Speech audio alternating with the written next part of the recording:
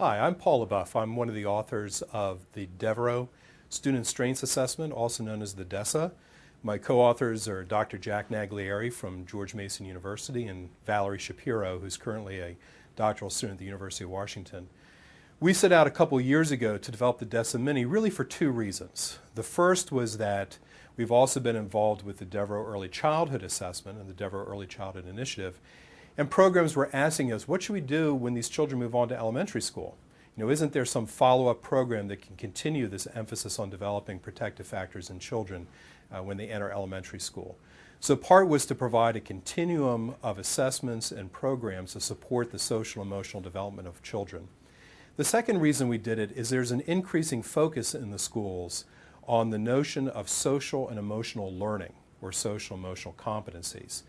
Within the last few years, there's been a lot of research that shows that these competencies are really essential to children doing well in school academically and also socially and behaviorally.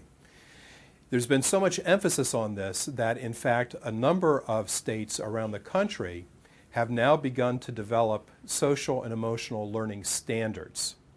So these are now becoming state standards, just like we have math standards and reading standards. But if we're going to have these social and emotional learning standards, we need to have a way of assessing children's progress. So we developed the DESSA, the Student Strengths Assessment.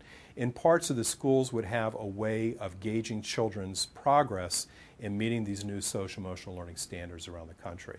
But really our overarching goal is always to try to promote the healthy social and emotional development of children and also to prevent the development of emotional and behavioral disorders.